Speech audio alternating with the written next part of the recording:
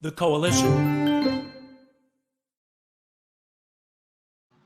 Hello, everyone. Welcome to another episode of the WandaVision podcast.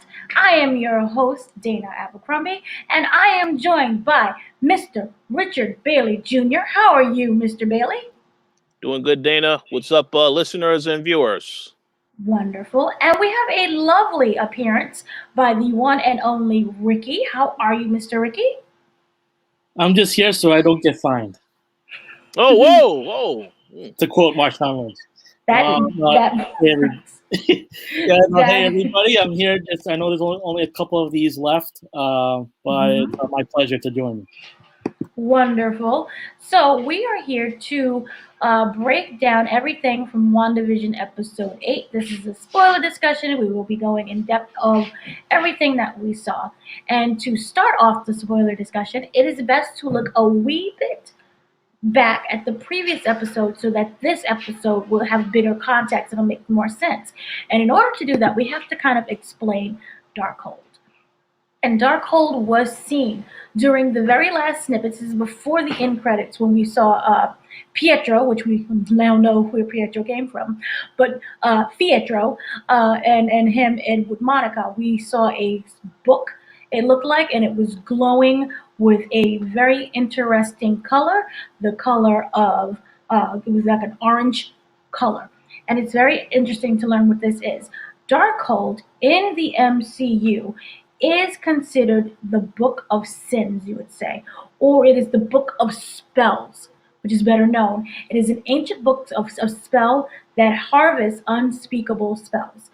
This is what you call the dark arts. And we've heard this terminology before when we go back to Doctor Strange, the first Doctor Strange movie, which there was that scene where, you had Benedict Cumberbatch, Doctor Strange, trying to, look at all of the books and to learn and understand and study. And he was like, nope, you can't reach those ones. You're not at that level yet. And that is the book that basically it holds all of the dark magic. And what we've seen in the very last bits of the last episode is that it was glowing orange, which is very interesting because if you go back to Doctor Strange, the book that he was trying to get that was covered in chains, that was also the color orange. It's more like a yellow orange, but anyway. And also there was one book that was missing, and right now the theory is that is the book, Darkhold is the book that was missing from Doctor Strange. So you see how this all ties in to a much larger scope. So that's why it's very interesting and very important to kind of open up with that. And another thing, when you saw Doctor Strange do his magic, or any of the magicians in the Doctor Strange universe, that remember it was like this, that was the color of orange, like a yellowy orange. I'm colorblind, so we're gonna say yellowy orange, but you understand where I'm coming from and how all of this is connected. So any thoughts on that from either one of you? Well, I just want to make a comment. I know you actually interviewed Kevin Feige this week, and he had mentioned that WandaVision and Loki are both connected to Doctor Strange, right? This week I interviewed him. It was kind of part of the TCAs. It's a big thing on Twitter that Loki was never mentioned before, and now it is mentioned that Loki ties directly to the WandaVision. To WandaVision. Sorry. WandaVision world, yeah. WandaVision world. That works too. So. Well, it certainly makes sense now. The context of saying that these are connected. So that's great. Yes. I'm glad for that explanation, and I look forward to Doctor Strange even more. But unfortunately, I guess we have to wait until March 2022, unless the movie gets delayed. But we have Loki that's coming up. We now know it's June 11th. We was also given that date, so that is a very good thing. And the fact that we know that it's all one part of a whole shared. Well, we already knew it was a shared universe, but the fact that we know that everything that they do is going to connect in some shape or form. So that is very positive, and yay, I'm looking forward to. So to move on to this whole series or this episode, this one opened up back in the day of the good old fashioned Salem witch trials. Remember that? And I was like, oh snap, I remember those days. Those were hard days. So we are now back at the Salem witch trials. It's basically it's not the Salem. Well, we assume it's going to be the Salem witch trials because we see Agatha or Agnes Harkness. She is kind of bound in what we saw as the purple kind of magic. Remember, her color is purple, which again, dark arts, Darmadu. So yay. So we saw her bound, and she was being led to a pyre, which was just basically a large kind of wooden stick thing, where they're going to kind of set her on fire. And that's what we're assuming is going to happen. Like it's going to be the town folks. But no, it's not. Plot twist. This is her fellow coven. And in her coven, we see is her mother. And it's going to be her fellow witches of that coven. And they're saying that her crime is using dark magic, and that she is using it, for herself. Basically, she's being selfish, and she's using this dark magic, and this is something that breaks their rules. So they decide, the only thing that we can do is we have to kill you. And they all do their little zippity zappity zop, where you see the purple, kind of like that power coming through their hands, and the goal is going to kill her. Instead, flip the script. We see that she ends up sucking out not just their power, but all of their life force until they are basically skeletons. And what's very interesting, if you pay close attention, is as she's kind of absorbing all of their power all at once, there is an orange glow around her, which could be a theory that someone is helping her. I know people are sick and tired of hearing Mephisto. I am tired of hearing Mephisto. It could be someone else. It could be Nightmare. And I say this because the glow around her had a red tinge, and Nightmare is known as red. And yes, so for anyone who doesn't know kind of what Nightmare is again, he is a character from the MCU, and he's basically what your nightmares would be. And we kind of seen that when we go and explain a little bit later about when Wanda going through all of that trauma that she went through, and what that means. Basically, Nightmare is a ruler of the dream world and the dream dimension. And this is not happy, sleepy time dreams. These are like terrible, sad dreams. And his goal is to conquer the dimension, like to conquer all of the multiverse and all of the dimensions. And so he plans on trapping any mortal kind of in that world in order to hold them at bay. And this is also another character that ties directly to Doctor Strange. So you see how everything is connecting. So we might not get Mephisto, we might instead get Nightmare. So any thoughts on that scene? Yeah, I think I'll go first. I don't know if Ricky has something to say, but I will say this. I think that I don't know what that is. So in regards to this whole sequence of events, I just want to say I thought it was a very good origin story for this character. I'm very surprised they was able to tell that story in the amount of time that they had, because normally in these superhero movies, you see the story of the person that ends up becoming a villain, and that story is going on the whole time while you're catching up on what's happening with the hero. So for them to do this within, I think, the first 5 minutes of the show, that was fantastic. It gave you all the context you need. And also the other point that I think you were going to mention, her mother also was there and leading the charge against her. So now she had that hostility now to her mother as well. So it shows they told so much by how they set that up. So I have to applaud them for that. Right. Yeah.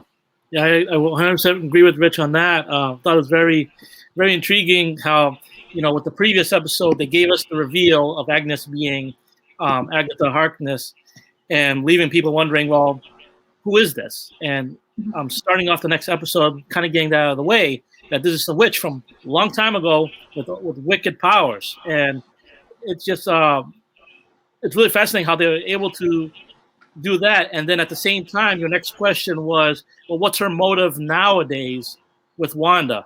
What is it she's after? And throughout the whole episode, little by little, you're getting that. Like, you're getting the explanation there. So I think it was brilliantly done. And it also helps that they had the previous, 20 other movies to kind of build up so we can go back and say, hey, remember that little one scene there? And remember there? And then how it all ties in together.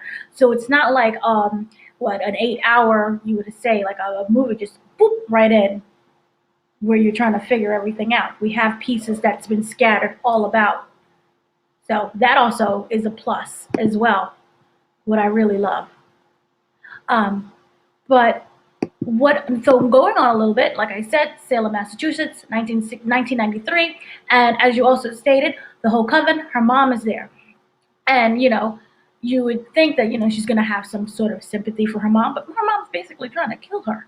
So that's not going to work. So her mother is sitting there and, she's getting all her life form kind of snapped out of her. The witches are chanting, they're begging them, she's begging them to stop. She's saying, I will do good. She's screaming, mother, please.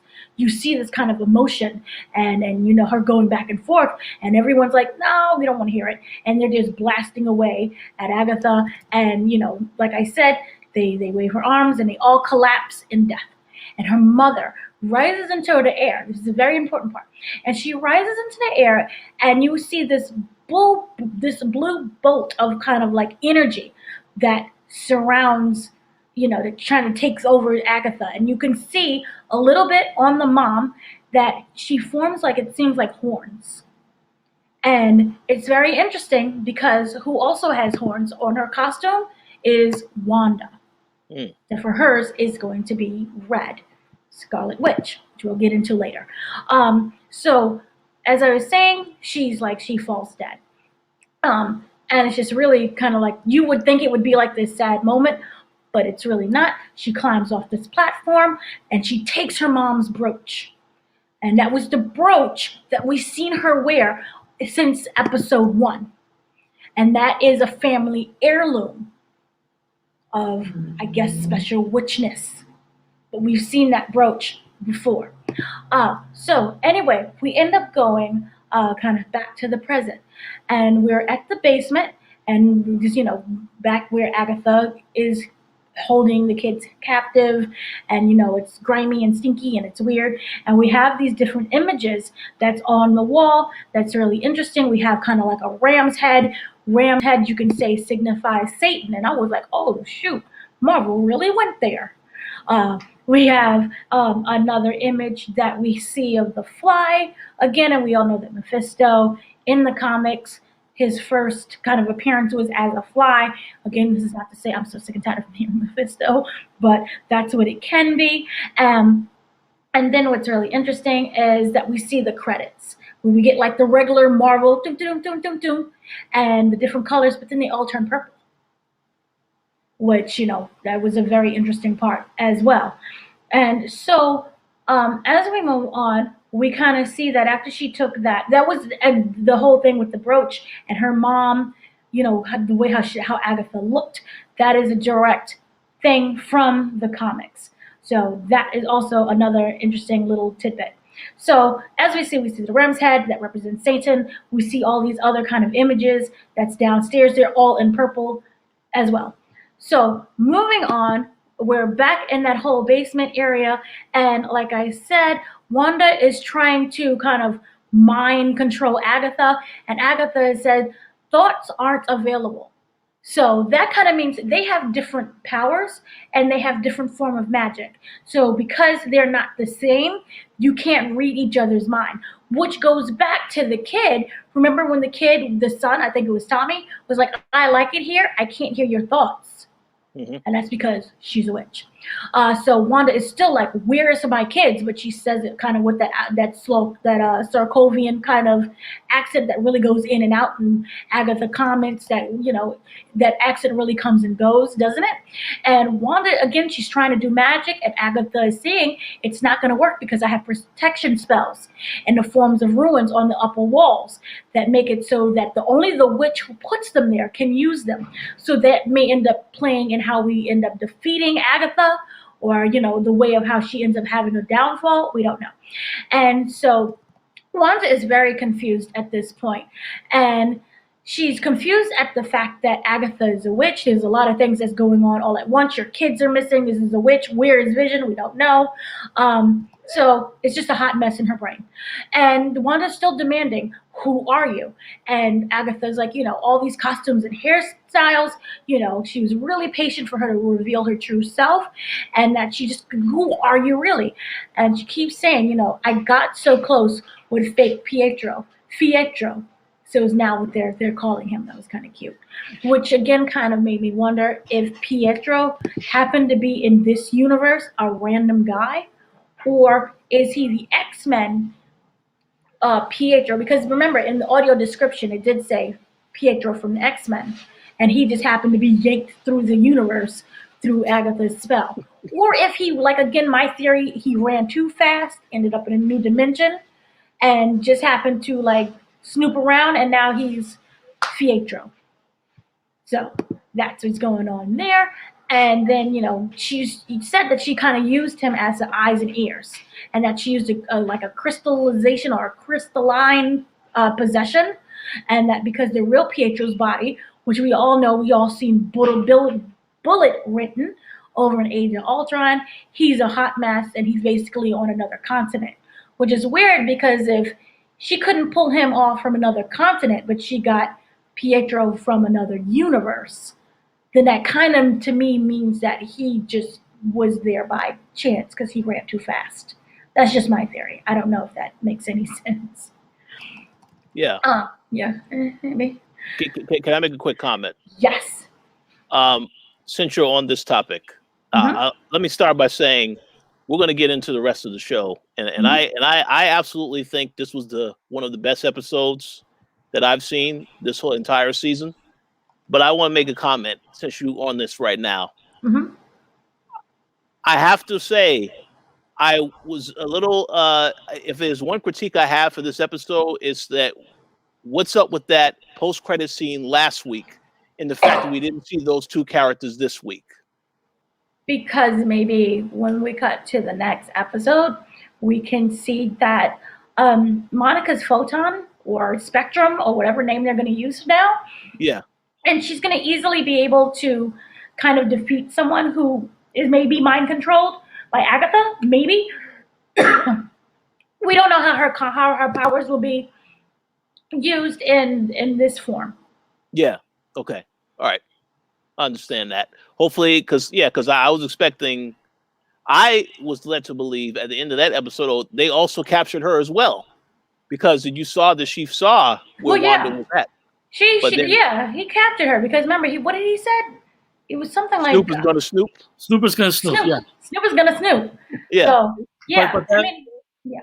But go ahead. It's like a cruel cliffhanger. So yeah. You're wondering who got the best of who in that little exchange, and you get the following week's episode, and you get nothing about that. So they're saving that towards the end.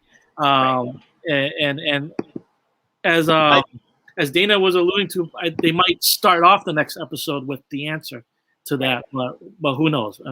That's a good point. And the last thing I will say is, I totally understand that approach, because there was a lot to focus on in this episode, but I feel like they needed to focus on that because it answers so many questions.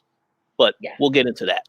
But this, I felt, was a very needed episode in order to tie everything in together. Oh yeah, that's exactly what I mean. Everything they did in this episode, they needed to do to answer a lot of questions, and I think they did that. So that's why I don't mind that those two characters weren't in this episode. I was left wondering that if I had to strongly critique, that's the only question I would ask is, Yeah. I wish that they were in this episode, but I totally understand why they're not. Right. I mean, if that's the case, Vision is somewhere still trying to get home. Oh yeah, he's still in traffic. With Still Darcy. the birds kind of remember he flew out. He was like, screw it, and flew out and was like, I'm going home. And so I guess like a flock of birds got to him at this point. I don't know. Yeah. Yeah, everything it's a hot mess. So then, anyway, so we're going back with the transmutation, which Agatha didn't. She kind of demonstrates that she can remember the bug that everyone thought was Mephisto. She turned it into a dove, so she can change different things into different elements, kind of like what we saw Wanda do. Except for the difference is that Wanda can have magic on autopilot. So we do know that Wanda created this. And her magic, we'll get to it later, she can have it on autopilot, essentially. And this is the part where, Agatha is really trying to get into her head. What is going on? What's your secret? I want to know everything. Explain it to me. And then Agatha grabs a piece of hair from Wanda's head, and she makes it glow purple. And then she tosses it at like a door. And through this door, we get what's called real reruns. And, you have to go through this door if you ever want to see your kids again. And she's like, oh, fine, I'll go. So Agatha, she kind of opens the door, and she does this with this little wave of her hand. And we see that we're kind of in this Eastern Blockish apartment, which is going to be Sokovia. And when Wanda and Agatha enters in together, and you see a man, and no one seems to notice these people. This is when it gets really Christmas Carol-y. Remember with the 3 ghosts? And here's your past. So it turns into basically a Christmas Carol. And, there's a whole mama and papa and all that kind of thing. And we see that, Wanda's real parents are there. And they're not the 2 people that we thought from the Strucker commercial. Mm-hmm. So that, because everyone's like, oh, that's really Wanda's parents. No, that's not. We have, I believe it was Irina and Oakley. I could be pronouncing that wrong. But Irina, she opens a suitcase that the husband brought in, and there's all of the DVDs of American sitcoms throughout the ages. And it's like the ones that we've seen. We've seen Malcolm in the Middle. We see, what is it? Kind of like a... Bewitched. Dick Van Dyke. Yeah. Dick Van Dyke. We see them all. And we're like, oh, this is starting to make much sense now. And we see a little Pietro, who is much kind of different, I think, than the other Pietro. Anyway, so we see little Pietro, and he runs and he's demanding that everyone speaks English because today is English Day. And every time that they watch TV, this is how they learn their English. So you have to practice your English as you watch the English TV show. And this is really cute. And so the parents are like, where's Wanda? And that's when Agatha shoves the real Wanda in, and she kind of transforms into a little girl. And we see this whole scene where they're watching all of the TV shows. And it's really cute. And we see that she wants to watch the legendary, it's called the Walnut episode of the Dick Van Dyke Show, which would have been episode 21, but it's really interesting. If you go in the real Dick Van Dyke Show, which is season 2, episode 21 that they was watching, it was called the Walnut episode. This in real life is actually, my husband is a check grabber. So I don't know if they couldn't use the title because of copyright laws. I don't know how that works. Or there was an actual meaning and a reason why they changed the name of the episode. Maybe Wanda is somehow hiding the real meaning behind my husband is a check grabber. I don't know. That was like, I don't know. But that was a really interesting one. The description for that one is Laura tries to break Rob of his picking up everyone's check. So he always liked to pay for everyone at the check, at the table when you go to restaurants, remember restaurants? Mm-hmm. So he likes to pick up the check, and she's like, no, we're tired of this. So don't know what that means. Maybe tired of everyone's excuses or cleaning up after someone. I don't know. So anyway, Mom, she's looking outside, and she has this worried look, and we see that it's still a war zone. And she's trying to make a home out of like a literal war zone. And these TV nights is just a way of escaping. of what's really going on. And so we have like an argument over what the definition of shenanigans is. And the dad is like, it's a silly mischief that always becomes fine. And they're watching the episode and it's like really nice and it's melancholy music. And then all of a sudden there's an explosion and the whole thing cuts to black. And then Wanda, she wakes up. She's like, what's going on? And Pietro runs to her and they hide under the bed. And we see a bomb has landed right next to them. And that on the side is the logo. It says Stark Industries. Remember, during Age of Ultron, while she was explaining why she hates Stark so much, she viewed him as the hero, which we see in the flashback of her dressing up as, what was it? Black Widow. And we saw Pietro was Nick Fury. And now they're like, oh, now they're trying to send in this bomb. Now they're our enemy. That what was seen in Age of Ultron, it all ties in together. And we see that it blinks, but it doesn't go off. Much like the toaster we saw in the commercial for the Strucker commercial a couple episodes back. Mm-hmm. You see? From the Stark toaster in the first episode? Yeah, the Stark toaster. Sorry. Not the Strucker was the watches. Sorry. Man. I like how that toaster had the same sound effect that Iron Man does when he's like, shooting his beam and everything.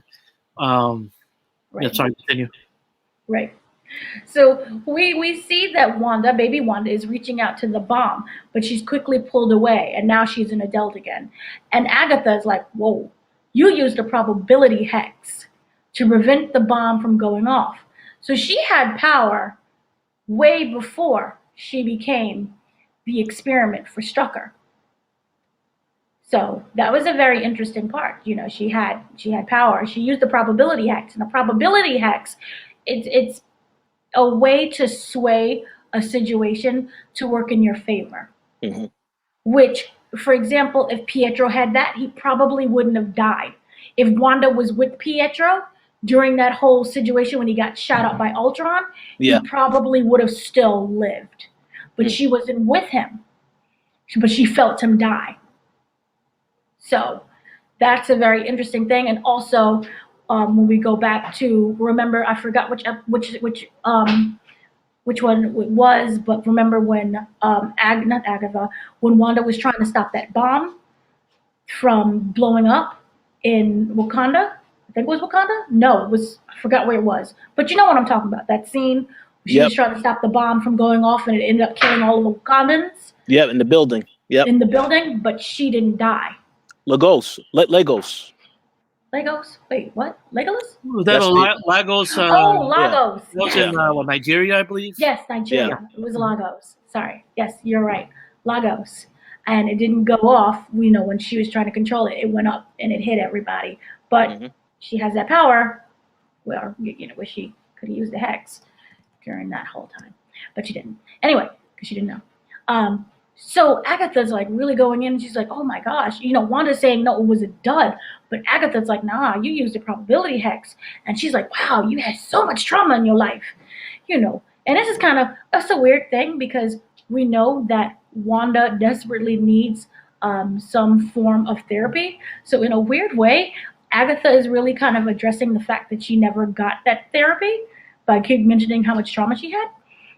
So she says, and yet you're safe as a kitten the whole time. And I see here is a baby witch obsessed with sitcoms and years of therapy ahead of her.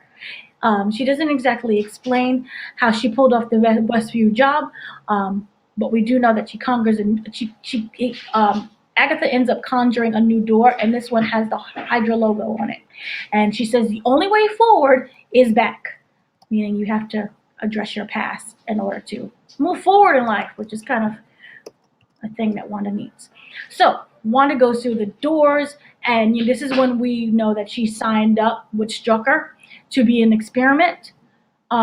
And she's saying that, we wanted to change the world. And this was kind of right before she was transformed in like the pre-Age of Ultron. So we see that the door, you see the room, we see that it's populated by 2 scientists. And it's interesting. We see Loki's Spectre from the early MCU movies.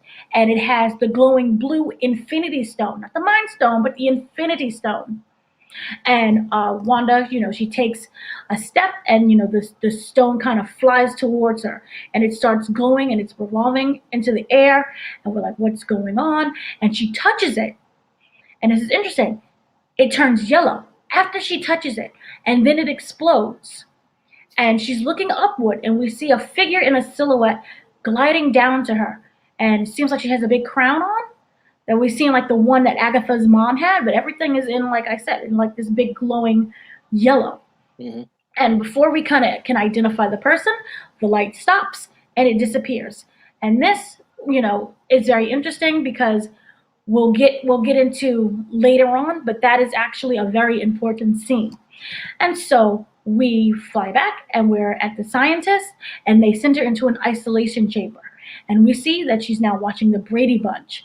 Remember that whole scene with the doll baby that I think it was Jan? Or was one of the baby Brady Bunch members was holding? Yeah. And that was kind of, we saw when it came to WandaVision. Remember when Vision was practicing on the baby in order to do the diaper? That's a callback to that scene. Wow. So, any thoughts on that so far? One comment I do want to make. Mm-hmm. I've made this comment after I saw the episode. I mean, I know that we have said before that Marvel is in a league all of their own. Mm-hmm. The storytelling, this entire episode, this is, I no disrespect to DC, but this is how you tell a story, and it shows the meticulous detail, the callbacks. Mm-hmm. You mentioned already about the whole scene where at the beginning Wanda is trying to use her magic on Agatha and is unsuccessful. Mm-hmm. To me, that was a callback to the Yo Magic commercial, where I'm so glad you brought that up. I was actually going to ask about that, but go ahead. Yeah, where the character was trying to use their magic, they couldn't eat the yogurt, and eventually they suffered and died. Mm-hmm. So everything is like a callback, and that's why I think this episode was so important, because it answered a lot of questions. And I also want to add, because you mentioned this also about all the DVDs, when I saw them reveal all of those shows that she was watching, I was like, man, they really thought this through very well, because I mean, literally all aspects of the storytelling, they wanted to be as ambitious and make sure everything is connected. Mm-hmm. Because I was wondering, why would those specific shows, like when this show started out, it just starts out, and then you start to see with each episode, it's a different time period, but you want to get context as to what's going on with all of that. So for them to tie it back to what happened in her childhood, and then basically say that she, as we go through her timeline, all of these shows were impactful to her, that's some powerful storytelling right there. And the last point that I will make, I know I'm jumping ahead, I don't want to jump too far ahead. In the Avengers movie, I believe it was it Civil War? No, I believe it was Infinity War. There's a scene between Vision and Scarlet Witch, Wanda, etc., and they are embracing, and he says yes, and she says, "I feel you." What happens in this episode when she goes to the facility and sees Vision, torn apart? I don't feel you. I don't feel anything. It's, when you think about that, it's just ridiculous how meticulous they are with the storytelling to bring all this callback. So if people are, faithful in terms of watching all the source material, it really is a great payoff in every way. So I just wanted to make that comment. I didn't want to jump too far ahead. Yeah, you made a lot of great points there. I was going to just add one really minor detail, giving credit to Marvel with their attention to detail. They're not perfect. They'll slip up sometimes. One thing that I noticed was with the Malcolm in the Middle DVD that they had in there. That shouldn't have existed, because the incident happened in 1999 chronologically, but Malcolm in the Middle did not debut until 2000. So that's my geek moment of the day. But here's how it still works. It was still the 90s. It was the precipice. It was like 1999 when that show came out. 2000. No, it was 1999. January, was it January 9th of 2000? And trust me, I fell for that too because I thought it was in the 90s. And it's very, very 90s in style, but I can't believe it was 2000 when it debuted, but that's actually what happened. I mean, again, it's a minor detail, and most people aren't going to care about that, but that was just something that was brought to my attention. I guess one point that you can add is that there were many people that obviously thought that 2000 was this like the millennium bug, well, we shouldn't make it to 2000, so they didn't think 2000 was going to happen. So I guess, I don't know. I mean, you could say the show was filmed in 1999, but yeah, it didn't debut until 2000, I guess. Yeah, we'll just have to say that her family got an advanced super. But yeah. Yeah, no, but wait, it would still work. Age of Ultron was set in 2015. Mm-hmm. Yeah. And that's when they started doing the experiments. So you can still watch. Her watching Malcolm in the Middle while she was in the bedroom and Vision came to sit down. That all makes sense. That's fine. Right. But the thing was that when you go into that flashback scene where she's with her parents, that takes place in 1999, March 30th of 1999 to be specific. When that all went. I see what you mean. Malcolm in the Middle didn't exist during that time. Yeah. In Marvel Universe, it does, but so I thought that was an interpretation of this is how all these shows are connected, and that was what they was trying to say. I don't know if they was focusing on the time, although you make a very good point. It probably should have it should have been focused on the time as well, because that's a pretty important tidbit. But yeah, I understand. I think my interpretation when I saw that all those DVDs, I'm like, this is the explanation as to why all these episodes had a specific theme to them, and this is what we are showing you as a viewer so that you understand. That's what I got out of that. Yeah, same here. Mm-hmm. Yeah, but no, continue, Dana. I hope we're not disrupting. No. I'm like really thinking about it now. I'm like, oh wow. So speaking of Malcolm in the Middle, we now see that she is in the Avengers compound, and we get the scene of her watching Malcolm in the Middle. And this is when Pietro has died. She says, Pietro died, and I was in a new country, and I was all alone. So you have all of this isolation and her not being able to kind of talk and do therapy, and instead, TV was her therapy. And she's just really sad. And then she calls out Vision's name, and he phases through the wall. Vision has no respect for doors. He never did, and he just never will. And so he phases through the wall, and he's wearing his regular civilian clothes, and she's like, sit down.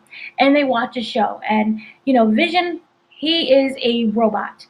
Even though he has a personality, he is still a robot, and he does not kind of understand why, comedy is funny. He can't really fully detect emotion at this point. And what he does notice is that it's comforting her. And he's like, cool, whatever helps you, great. He doesn't say it that abrupt, but Wanda says that it's the only thing that would comfort her would be seeing Pietro again. And that she says that she's so tired, and she feels as though there is a wave over her again and again, and it knocks me down. And when I try to stand up, it just comes for me again, and it's like just going to drown me. It can't all be sorrow, can it? And that was this was heartbreaking. For anyone who's kind of experienced any form of depression, I think that was a very excellent way of describing it, and her just kind of trying to understand the emotions that she's going through. And Vision is kind of, again, he can't fully understand what she's going through because he's a robot, and he explains that he's always been alone. And because of this, he's never experienced loss, and he never had a loved one to lose. And then he says, but what is grief? If not love, persevering. So, sadness. That was like an A+ Emmy award-winning line, for me at least. Oh, yeah. Yeah. So Vision then kind of laughs, to break that moment of sadness and tension, because I don't think that was such a dynamic quote for him to say. They kind of look at each other with this tender awkwardness. And we see that Wanda, she ends up going back to her present self. And Agatha, kind of being the observant therapist, I guess. Like, in a way, she's kind of really helping Wanda. I mean, like, oh, okay, like, you're terrible, but you're kind of helping. So she says, your parents are dead, your brother's dead, Vision's dead. What happened when he wasn't there to pull you back from the darkness, Wanda? And Wanda says that she wanted him back. And they walk through another door, and this time it is the Sword headquarters. So we're kind of figuring out what happened to Vision. Yay. And there's news footage on the screen that informed us that, I call it the snap. In the universe, it's called the blip, I guess. I know Spider-Man, they refer to it as the blip. Like, okay, but I like Snap better. But everyone has come back from their disappearance, and you have on the screens all these really great reunions. And we've seen kind of previously how Iron Man is considered like this big great person, and we're memorializing him, and he has all these tributes that's going on, but there's nothing for Vision. There's no mention of Vision at all. And, Wanda has to kind of view through the news everyone's happiness and building their lives back together. And it's just Wanda. And she's just by herself. And, you see this kind of wave of sadness as she's walking through the Sword headquarters. And she tells the guy at the front desk that she's here to see Vision body and that he deserves a funeral. I deserve a funeral. And it's a way for her to kind of close the door and to get closure from his death. Even though it's just a funeral, it doesn't mean anything to other people. But to her, it means a lot. And the guy is like, no, you can't go in. And then, she gets a call from the person who's kind of watching everything that's going on. And it's like, yeah, you can go in. And instead of, waiting for him to buzz her in, she just uses her magic and walks right in. So I guess it was like a nice little courtesy that she was like, I'm here to see Vision's body. And they go to room 101. And then you see she's walking in, and it's Tyler Haywood, which we all hate. And he's introducing himself. I mean, unless you love Tyler Haywood, then please let me know. Oh, no, no. Continue. No? All right. just wondering. And so, they're in a room, she's in this kind of room that you can look below to see a window. And in the room, below, all these technicians are just working with different pieces of Vision's body. And he says, we're dismantling the most sophisticated sentient weapon ever made. I'm like, oh my God, this is terrible. And, she's like, Vision's not a weapon. That's my man. And she's saying, like, I'm sorry. This is, but no. And Haywood's like, well, can you bring him back online? And he's like, oh, forgive me, back to life. He just views Vision at this point. It's just, a robot. He's just a weapon, as he's saying. And Wanda keeps explaining that she's not why she's here, and she can't even do that. She just wants to bury him. And Haywood is like, no, you can't do that. You can't just dispose. You get all of this, what is it, like billions of dollars worth of vibranium, and that he isn't yours anyway. And it's very interesting. His will, remember he had a will that we later learned in the previous episodes? He has a will that clearly states out his wishes and his wants. But because he is a robot and he's not considered a human or any being, they kind of toss away with the will. Like, screw you. No. Mm-hmm. And, this is just sadness at this point. Was that anything to say? No? Oh, no. Okay. Continue. So it's just like a real hot mess. And this is when we see her smash the windows. And she flies down there, and all the scientists, they run scattering. And, they're kind of afraid, and they run away, and she looks down, and Vision is all in these different parts. They plucked him apart, and it's just freaking sad. And this is when we get to the scene that you were saying earlier, I can't feel you. And this is when she's like, oh, he's dead. And this is like the saddest thing ever. But what's really interesting is she doesn't leave with his body. Remember how Haywood was like, oh, she stole the body. She never took the body. So that makes you say, who the heck is Vision that's inside Westview? If she never took the body, what's really going on? I don't know what you guys were thinking. Any thoughts? Well, at that moment, and yeah, I was very confused because, well, we know as was revealed later, what the story is. But obviously, you can see how Haywood would use it to his advantage to say that she stole the body because he had it on camera about her coming in there wanting to see Vision. But remember, it conveniently went offline. Oh yeah. It conveniently went offline, but did it go offline before she busted through those doors, and then she was in the facility? Because that's the footage that I recall that they showed that they actually they showed her bust through the doors. Yeah, but they didn't show anything else past that, so you were left to assume that she was successful. She broke the window and she went down, and then we lost signal. Right, you go down, you see her near the body and everything, and that's the last thing you see as far as the footage goes. So you're left with the impression that she successfully took the body and brought it to Westview, but we see that wasn't the case. Mm-hmm. Interesting. Mm-hmm. Yeah. Right.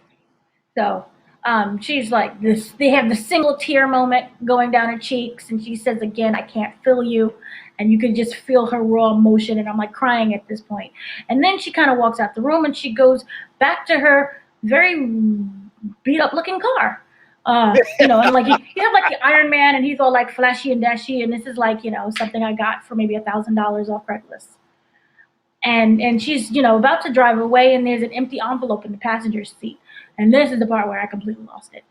She drives to New Jersey, and she gets to Westview, and you see this town is really a run-down looking town. It's not glossy, it's not fancy. This looks like the struggle bus of the town. I'm sorry for anyone in Jersey.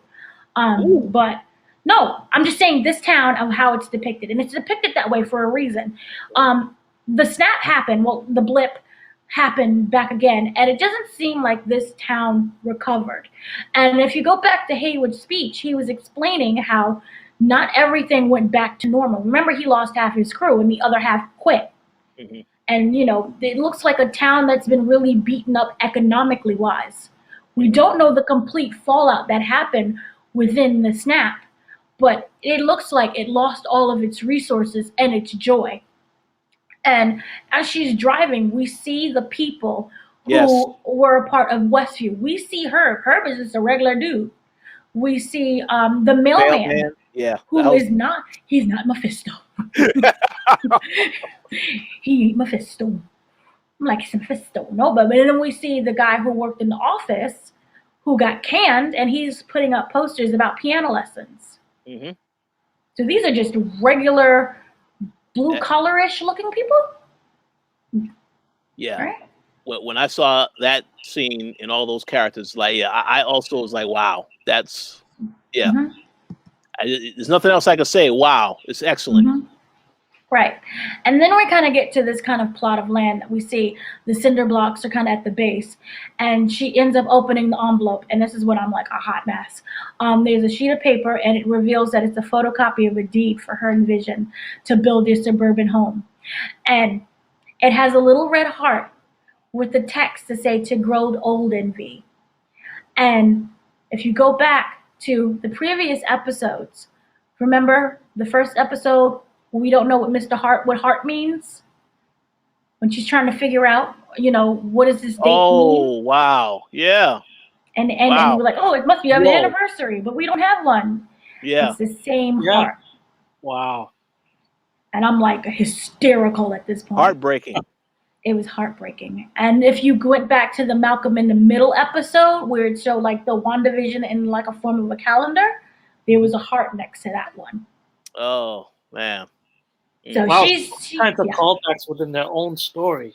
That's wow. Yeah.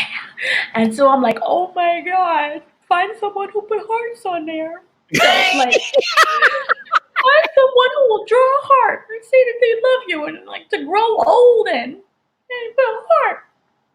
And remember, it was Vision who wrote the heart, who did the heart on the calendar for the Mr. Heart episode. Yeah. So all of his hearts was from him. Mm-hmm. Yeah. It wasn't her. So it was to show how much he loved her. Yeah. I'm all right. I'm okay. Suck it up.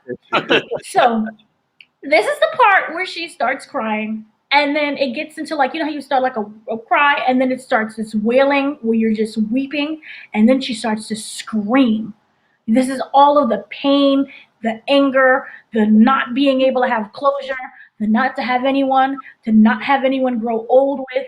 She starts screaming and then she explodes with magic. And this is when we see the house starts to build. And it's building up. And we see that the power that she had, which was minimal, is now expanding out throughout Westview. And it's changing everything from black to black and white. We get the 1950s style of the first episode. She's inside this newly constructed magic house, and her powers, they turn what color? Yellow. And that is a callback to, remember when she was in the Hydra room and she touched the blue stone, which was the Mind Stone. It turned yellow and it burst with energy. And then she saw the figure that looks like a witch with a particular image that was the crown that we see of Scarlet Witch.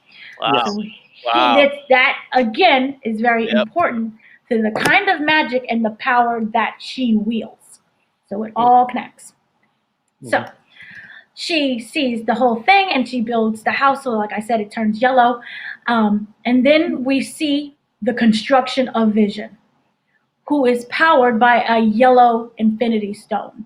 So that stone is not the stone that, at least I don't think it's the stone that we know of, unless she can actually create stones. Then it's like, oh, Jesus. So that she creates, remember, he turns yellow. Right. And he constructs that the stone ends up being constructed. And he's in his 1950s garb, and he says, Wanda? And he's like, welcome home. Should we stay in tonight? And she's like, but she goes with it. And they sit on the couch, and they have a nice little smoochy smooch. And you see that behind her is the present Wanda, and everything is in color. And she looks up, and she sees that she's now on a sound stage. Everything is a show. And we see the big overhead lights that are really hot and a hot mess. We see it pan out. We would be the studio audience. And we see Agatha. She's just, bravo. And we see she's impressed. And then she goes, whoop, and she disappears in smoke. Any thoughts on that scene? The rundown of the house and anything? No? Yeah. I mean, I was just like, it's a very heartbreaking to witness all of this. You know, obviously Wanda is holding in all of the stuff that happened, because one thing that I don't really know, and I would have to go back and watch the other movies to get context. I don't think they really went into too much detail what happened with her parents. So no, it was just killed by the explosion. So in addition to losing her brother in Vision, also lost her parents as well.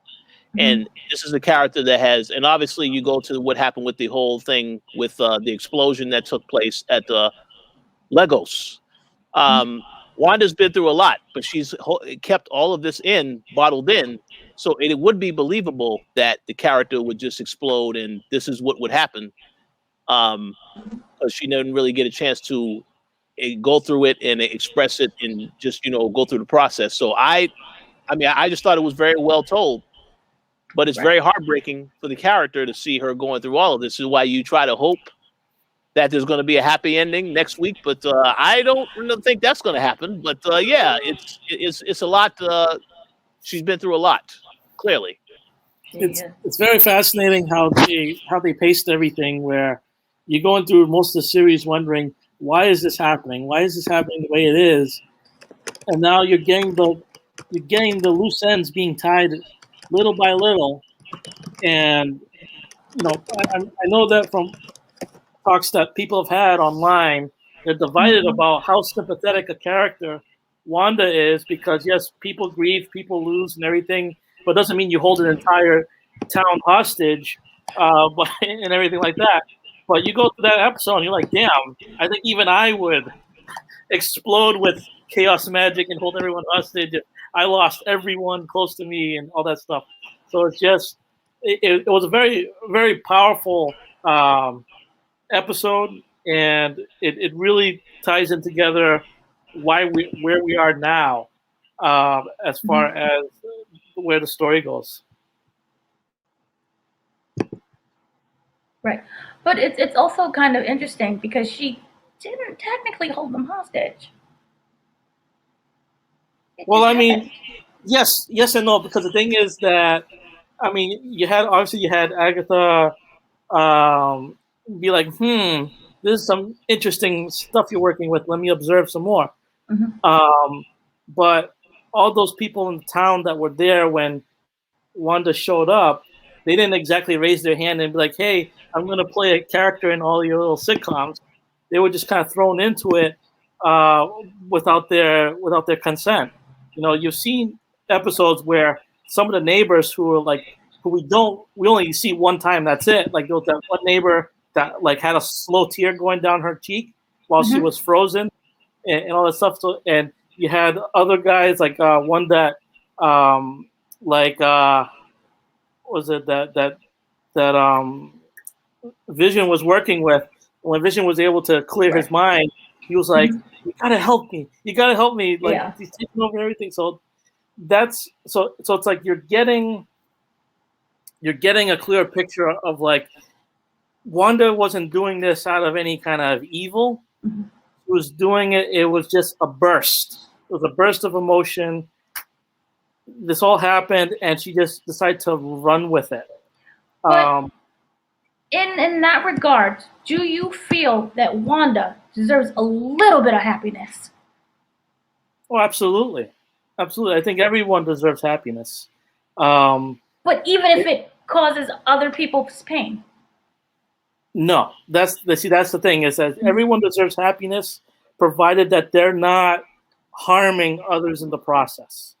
And the thing is that unfortunately, Wanda's make believe paradise comes at the expense of other people's lives here, and that's where the conflict is. And I mean, we all figure this is not sustainable, and I'm sure that Wanda deep down knows it's not sustainable either. But we're going to see in this next episode, not to get too far ahead, but we're going to see in this next episode how that all plays out. Right. So then that would be the callback to the previous episode when Agatha was revealed as, Agatha all along, when she was behind the camera and she asked, do you feel that you deserve this? Do you deserve this? In a way. Because what she's doing is technically wrong. Yeah. Even though that for that however long it benefits her and her happiness. Yeah. So Agatha was always she knew everything and she was philosophical and everything. It's she was the therapist that Wanda needed from the beginning. I mean, sure, but it wasn't for any kind of like altruistic means. She was trying to get the answer of how she got the chaos magic, that she did, so that she could have it for herself. Like that seems to be where this is. But it's like, yeah, to get these answers, because Wanda didn't know herself. She was just like not sure how exactly how everything was happening, but it took Agatha bringing Wanda all the way through her childhood and through all that to get the answers. So like some serious introspection was needed to figure out how it got to that point. And so it was a very fascinating episode. My favorite one so far. And it's very interesting because it also shows that because Agatha and Wanda has two different sets of powers, that Agatha was able to be, I guess, the cameraman and the showrunner. And Wanda would never figure it out because she was interviewing her, when she said, during the Malcolm in the Middle episode, and she was asking her all these questions, and Wanda didn't know that it was Agatha or Agnes at that time. So was Agnes / Agatha, was she the showrunner? Because or did they share that? Because if you remember, when Sword finds out that this sitcom is happening, there's certain footage that gets cut off on that TV, and you're led to think that that's Wanda cutting off some footage that she doesn't want people to see. But I guess it turns out that Agatha was behind that. I think it was Agatha. And what's also interesting is the fact that and we'll get into this a little bit later. Remember how Haywood was explaining, she stole the body. We're looking for the body. Oh my God, the body, right? And we saw that Haywood was tracking Vision throughout, I guess, the episodes. Yeah. And where he was at, was like, oh, it's because they want his vibranium. What's interesting is Haywood was never looking for Vision to begin with. And we know that because remember Monica and how she ended up in Westview? It was a missing persons case, and it had nothing to do with Wanda. They happened to find that per chance. They found that whole hex by chance. And it wasn't until, remember when they interviewed the two sheriffs or the cops, and they were like, what's a Westview? And they were standing in front of the Westview sign? Yeah, they always said there's Eastview, but no Westview. Yeah, it was Eastview with no Westview. So a lot is at play, and then you would have to wonder if Agatha is working with Haywood in order to get the body, in order to harness power. But we kind of figure out what Haywood's deal is later on. But we know that Agatha is trying to get power. Yeah. So it's interesting how they all end up coming in together. So yeah. Now we're back to Wanda. She hears the cries of her boys that's outside of the house, where she see Agatha. She's kind of like, she uses her purple power to create like these two strings, and that they're wrapped around the boys' necks. And she's wearing her Agatha Harkness gear, which is the old-timey gear that we saw her back in the Salem Witch, Massachusetts decor, where that includes her mama's brooch. And she says to her, I know what you are. So she figured everything out. She said, you have no idea how dangerous you are. You're supposed to be a myth, a being capable of spontaneous creation. And here you are using it to make breakfast for dinner. And then we say, it zooms in on Agatha's face and it says, this whole little life you made, this is chaos magic, Wanda. And that makes you the Scarlet Witch. Which is why every time we see her use her magic, she is red. And chaos magic, as I explained previously, is supposed to be one of the strongest of the magics, and that it has the ability to change not just your being, but your entire reality and everything in it. And it can also affect multiple dimensions. Or dimensions. I said dimensions. Dimensions. So basically, are you saying that Wanda could very well become the next villain that Doctor Strange has to face in his movie? Ooh, maybe. It may, but then again, you have, what is Agatha? Is she also a villain? I think it's going to be multiple villains, and we'll kind of get into that, and we'll get into how it's connected to Ant-Man 3. Because there is a whole connection to everything. So the whole Scarlet Witch thing, this is a term that we've never heard in the MCU used before. She was always just Wanda Maximoff. But this one, as I was saying, this is the most strongest of the magic. She is the strongest Avenger out there. She's the strongest being out there. And this also had to go with the previous episode where it was, oh gosh, it wasn't a commercial because they didn't have commercials. I forgot what it was. But it tied in also to the previous episode that also explained that her powers and that they're very strong. She's a Nexus being. That's what it was. A Nexus being. That's it. So she is a Nexus being, and the Nexus beings are one of the most strongest in the world. I don't know if this will tie into the Eternals. Which will also strong, except when it goes against John Cena. That's a wrestling joke. And the reason, oh, you're funny. And so they are Nexus beings, I guess like Nexus in WWE, are very rare. They are entities. They're not even like a person. They're just an entity, and that they can alter basically universe time streaming. They can change anything. They are the keystones of the multiverse. They are the center. As I explained it, you know how we have the sun and we have the planets that go around the sun? Wanda's the sun. and everything rotates around her, basically. That's like the simplest way of explaining everything. She can connect to everything. They exist on each parallel worlds of the multiverse. They have and personify the character of their realm. So you're gonna get a Scarlet Witch anywhere you go, on whatever universe. And they also have mystic energy, and they're the powerful being of their world, of wherever they came from. They're the most powerful. So that is a very good thing, and how it ends up connecting to Doctor Strange. It was in the multiverse of madness, or in the multiverse, but the multiverse of madness. Yeah. So that is like, what?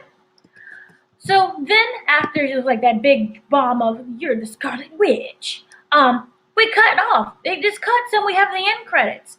And this is usually where you're like, why? What's going on? This is really baffling. I don't understand. And then the mid-credit sequence. This is very important. We see Hayward. Hayward's back outside at Sword, and he's operating outside of Westview, and he's gazing at this glowing hex in the distance, that they built up the camp. Remember, they had to run away because everyone turned into circus clowns. And it says, team is ready to launch. And Haywood is like, it's about time. He walks into the room, and you see that he's looking at something, and we can't really see what it is. And they said that they took it apart and put it back together. And they was trying to use different power sources until they found energy directly connected to this source. And we see that it's the drone. Remember when they tried to kill Wanda in the Malcolm in the Middle episode? When they sent that drone in, and Monica's like, what's going on? And they sent that drone in, and she was like, she zip-zappity-zopped it. And she had the drone, and she walked out of the hex, and she almost killed Haywood, and she didn't kill Haywood, and she should have killed Haywood, but she didn't. They was able to take that energy source that was glowing from the drone, that was all red, and they used that power, that energy source, to basically fuel whatever it is that they took apart. And we already know who they took apart. It was Vision's body, right? Mm-hmm. And we're like, okay, whatever, what's going on? And we see there's an all-white replica of Vision, and he is in this glass box. And Vision opens his eyes, and we see there's like blue dots around his eyes, right? Which is very interesting, because remember Project Cataract? Yeah. The mention of Project Cataract, and we didn't know what the heck Project Cataract was. But now that we know Project Cataract, what is the definition of cataracts? Anyone? No? Ricky, go ahead. I'll defer to you. Okay, so cataracts, basically, it happens in any age, but it's usually during your latest stage in life, where there starts to be, it's like clouding. It blocks your vision. Get it? Vision? Get what I'm saying? Oh. It blocks your vision. Yeah. Literally and figuratively. Because figuratively takes your vision. Whatever. Because this version of Vision doesn't care about feelings. He has an agenda to destroy everybody that gets in his way. So, right. And those who have cataracts is also described, your vision becomes less colorful. Ah, yeah, see? Very clever. Wow. Cleverness. Anyway, so moving on, we see that this Vision is all white. He has no color. Da, da, da. And then he opens his eyes, and remember, like I said, we see there's like the blueness, the cataracts, Project Cataract, which is shielding his vision. So, and then it goes away. So, what did you think of that scene so far? Anyone? Well, I think that the season finale is going to be absolutely fantastic. I think that I would hope that the season finale is longer than 30 or 40 minutes, please, Marvel, because I feel like all I'm expecting now is just nothing but nonstop action for the next episode, because you've told all of these stories. of course, you have that Wanda's in a situation now where she's trying to rescue her 2 sons. Vision and Darcy are still, they still are trying to find their way to Wanda. Mm-hmm. You have Monica, who is somewhere in the vicinity, and hopefully, as y'all said, we'll get an answer about what happened with her in the beginning of the next episode.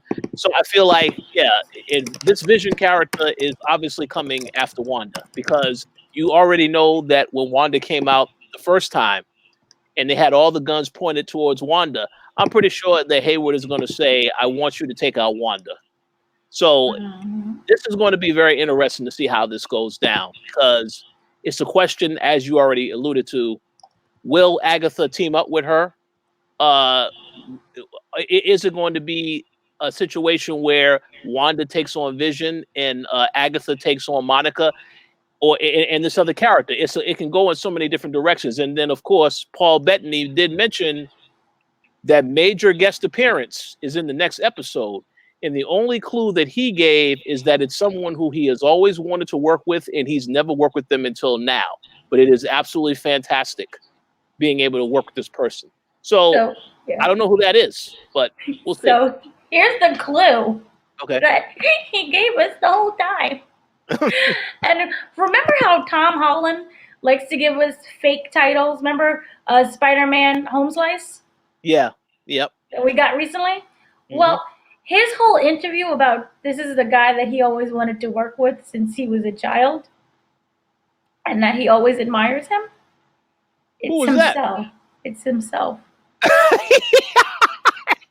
Oh, you guys. No, it can't be. It can't be. Well, in this case, it can't be, because it can be. They have hyped this up as saying this is a major guest appearance or a major cameo on the show. But it is. It's major. Why? Because when you have cataracts, you also see what? Double vision.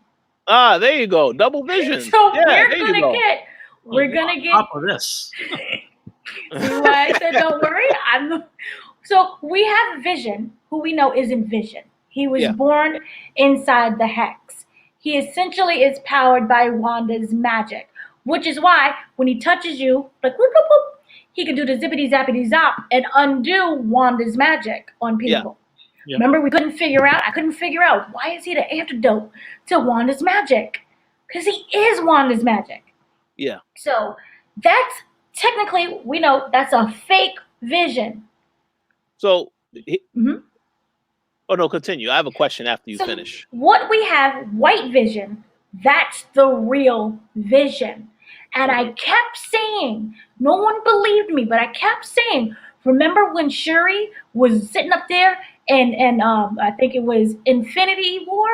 Yeah. Yeah, it was Infinity War. And she was with Bruce Banner. And she's like, well, why didn't you just do this and this and this? And he was like, well, excuse me. And she's like, you sure was dumb. That whole scene when she was trying to upload, remember she said, I could take his mind and upload it. And then we have to build the body from scratch again. And they kept saying, remember when you watched Legends? Yeah. On Disney Plus, and they gave you the story of Vision. And one of the things they kept hammering into, I am the son of Ultron. I'm the son of Tony Stark. Mm-hmm. I'm the son of Thor. Remember, he was made by Thor's lightning. Mm-hmm. I'm the son of Bruce Banner. He's all these different parts that makes Vision. So what we have with White Vision is that personality is not there. But remember when Shuri was doing the bibbity boppity boop on the computer, and even as people was dying and her bodyguards were dying in front of her, she shut down that computer and was like, pew, pew, pew, and she was fighting everybody. Mm-hmm. She was trying to upload his personality, like a Black Mirror episode, uploading his personality into the Wakandan, internets. Yeah, yeah. Which is the same internets that Ultron uses. Yeah. Okay. Remember Ultron? And he was, remember when he escaped and he was like, I went inside. Remember they said he could be anywhere. He travels through the internet. Your phone, your TV, your smart TV. He's there. Yeah. So So are you saying that this Vision, the real Vision, when the real Vision is unleashed, you're saying that he's not going to attack Wanda and company? I have an explanation behind that, which is in the comics. Okay. So, any remarks, Ricky? Not at all. Please continue. Okay.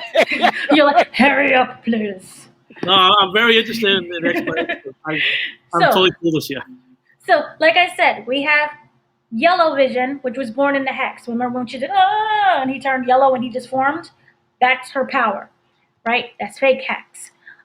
Which is why he couldn't leave the Hex. Remember when he tried to leave and he was like, oh my God, I'm falling apart. Well, yeah, I figured that when he tried to leave the Hex and you see him disintegrating, I thought that was because in reality he's dead. He can't exist outside the Hex. So he needs her power to survive. Like Olaf needed to constantly be in the snow, which is why what's her face made the snow cloud. Another Disney reference. Boom. Sorry. Fire. Fire. So the corpse that we have is just his corpse, where he's being held. And the white vision, which is basically lifeless vision, all he is just scraps. He's parts that's been powered by Wanda's power. But he does not have Ultron, Tony, Bruce, Thor. He doesn't have that yet. So remember when he said, I can't remember anything that happened? I was dead? What? He doesn't know that because that was just through the love and the pain that Wanda created through him. So what we have in the post credits is basically Vision's corpse. And it was extremely disturbing, by the way. But it just kind of was. Well, he's white now. He's all white, though. So. He's all white. He comes online. He has that ice cold stare where he's like, yeah, violent. He's just basically a robot at this point. He is the creation that, remember during the Accords when they were fighting, remember Captain America and Iron Man and that whole fight that they had with robots? He wanted a robot everywhere protecting the world. Yeah. That is Hayward's dream. Yeah. And that's what Vision did not want. He did not want to be created as a weapon. Right. I was going to just jump in real quick and then you can continue that. I felt that Marvel's done an excellent job of really humanizing Vision, who, is a robot that has, learns human emotions and things like that. But like from what we mentioned earlier, when he tried to escape the Hex and he started to disintegrate, I started feeling queasy seeing that because I felt like if I was seeing a person being disintegrated. And then when you have that scene in the flashback in this past episode where you see the body parts being dissected, I'm feeling queasy there also because it's like I'm not seeing a robot being dissected, I'm seeing a human being dissected. Right. I agree. It's just so like amazing that they've been able to have that effect because you learn so much about Vision. And you especially get close to him as a character in this series that you see something like that. You no longer see a robot. You see a living being or being, mutilated. It's horrible. But, right. And they did that with a tree. Remember, we were all upset about Groot. Yeah. Oh, yeah. So, Marvel definitely knows how to create characters that are just, a plant and a robot. So, yes. So, with this one, Evil Vision, we'll just call him that, or White Vision, whatever you want to say. This one, Zombie Vision. Zombie Vision. Now, this one is going to tie back directly into Age of Ultron. And why do I say that? Because when he is rebooted and he starts talking, well, just booted, not reboot. Anyway, when White Vision is going to start talking, I guarantee you, he is going to sound like James Spader. He is going to sound like a default robot that we know from Age of Ultron. Remember, if you look at Ultron, he was just one of Tony Stark's creations that, was just there to serve Tony Stark, essentially. And he was to be the voices, to be in the other robots to kind of look around and kind of be a protection around Earth. And it wasn't until he started studying that he was like, what is man really doing? This ain't right. So Ultron, you will have Vision, White Vision, sound just like James Spader. Okay. I feel. Because he was just the basic robot that came from Tony Stark.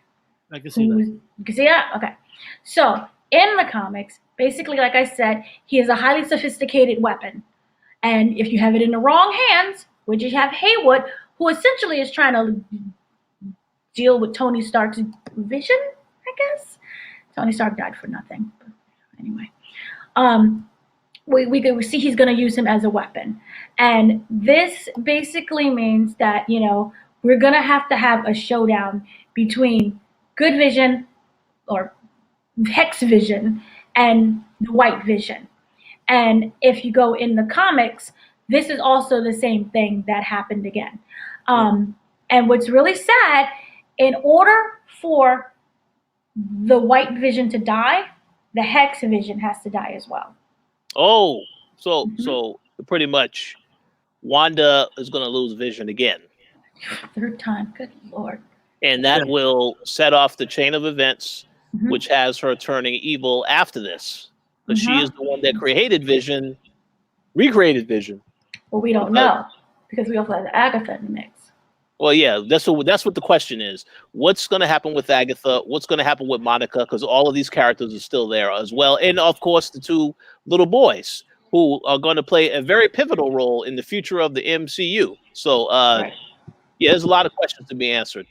But it's going to be pretty tragic. So, what happens? If you look, the boys were from inside the Hex. Oh, yeah. Ouch. So, that hurts. This is just sadness, which is why she'll have to become the Scarlet Witch.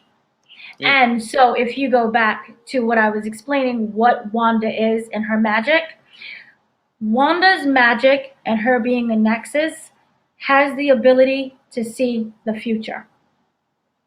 Which is when she touched the stone, remember she was originally red, she touched the stone, which was blue, and it turned yellow. Yeah.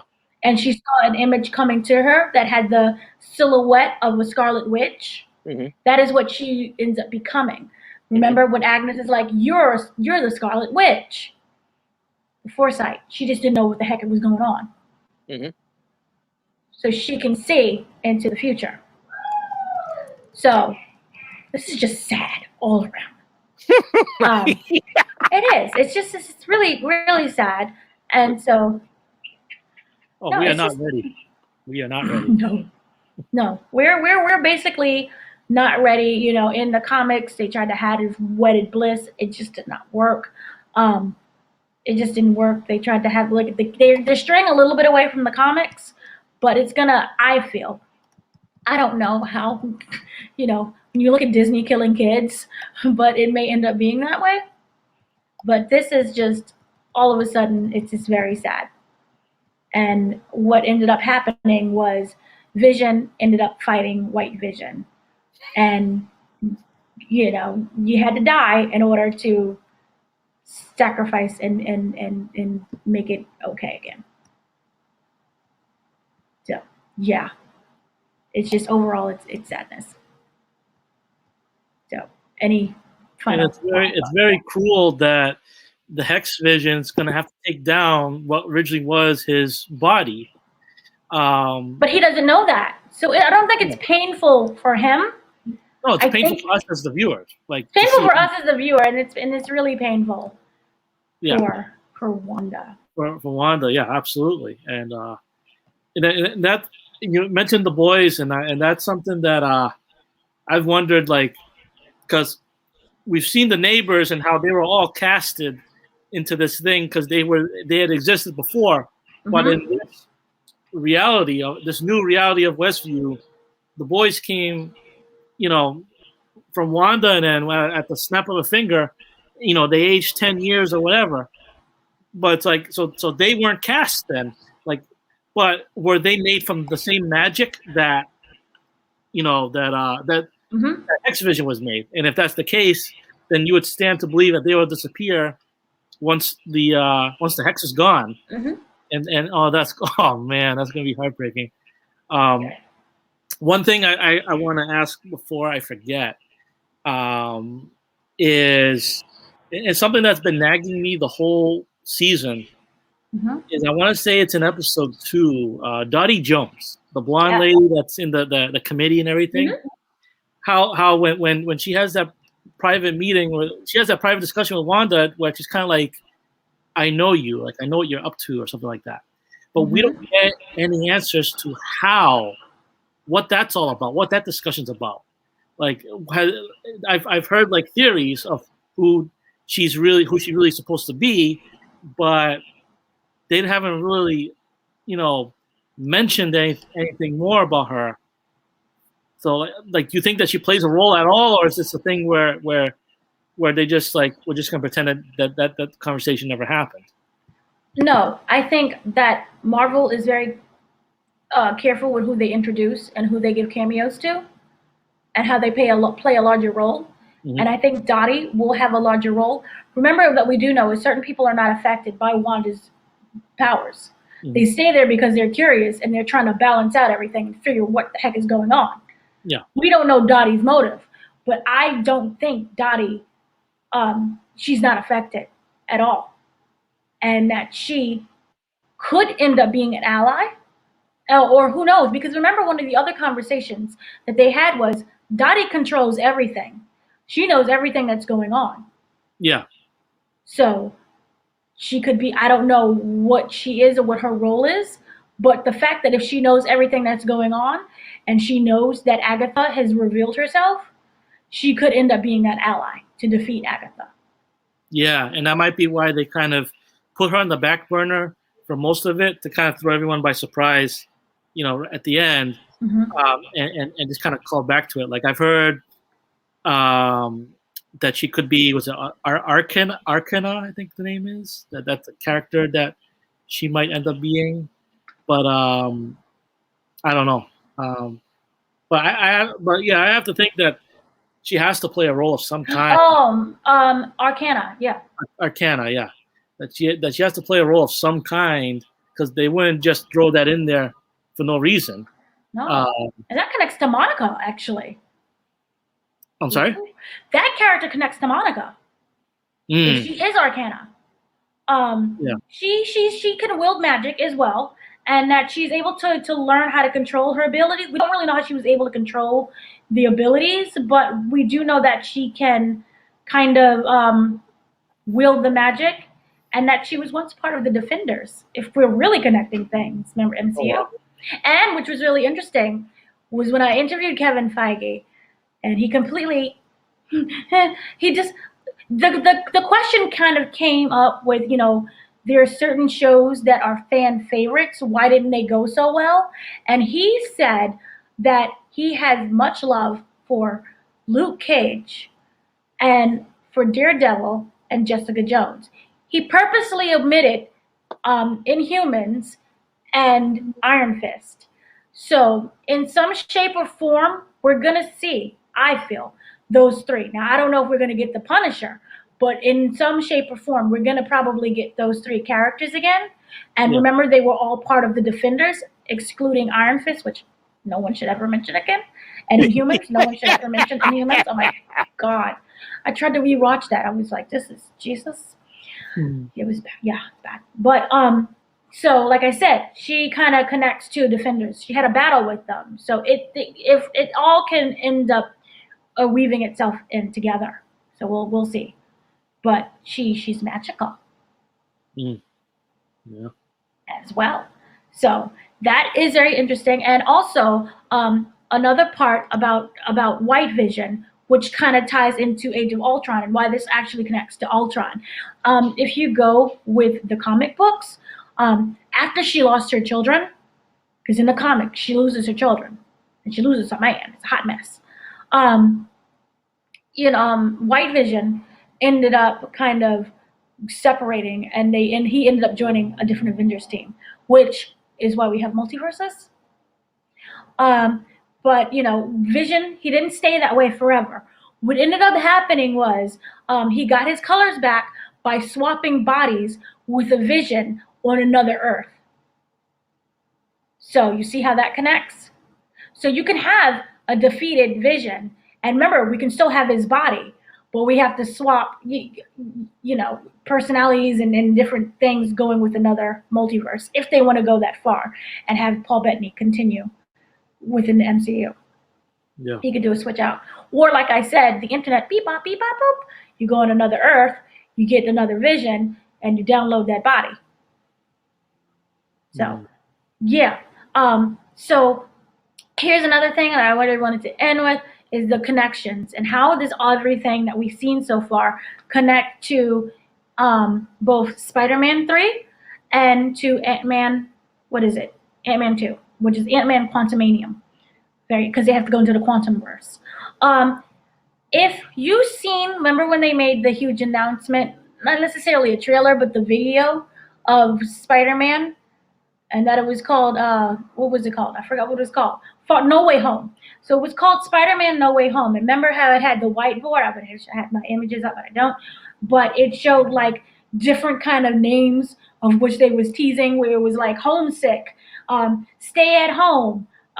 Then it was like No Way Home, Home Slice. Then it was No Place Like Home. Then it was Welcome Home. Well, on that board, what we saw was also hexagons. So, and we know that it connects directly to Doctor Strange in the Multiverse. In Spider-Man 3, No Way Home, Doctor Strange ends up becoming Peter's mentor. He replaces Tony Stark, essentially, which I thought would go down to Happy, but no, it's going to be Doctor Strange. Strange knows the love that he had for Peter, and they encase him and protect him in this shield of love, which is really sweet. So that's how it connects, and we also know that they go through the different multiverse. We do know that the multiverse is already open, and I say this because WandaVision takes place after it takes place before the second Spider-Man. So what was that? Far From Home? Yeah. It's Far From Home. WandaVision takes place before the events of Far From Home, which is why, remember when we was watching Far From Home and we saw J.J. Jameson? At the end, yep. And we're like, what's going on? That's from the other Spider-Man. The universe has already been open. Which is also why we have a fake Pietro. Yeah. So that goes also with my theory of why that also exists. So any thoughts for that one? Oh, no. I'm looking forward to all of these movies. Yeah, it makes sense. The explanation you gave, it all makes sense why it's connected. And it also makes sense to me why Doctor Strange is the mentor, because if I recall, in Avengers, Infinity War, when it was Doctor Strange, Iron Man, and Peter Parker, they all was on that ship together, if you recall. So it makes sense why they would make Doctor Strange now the mentor, because, obviously Iron Man is no longer here. So that makes perfect sense, because they already have built up some type of relationship because of the experience they went through together as a unit. So it makes perfect sense. Right.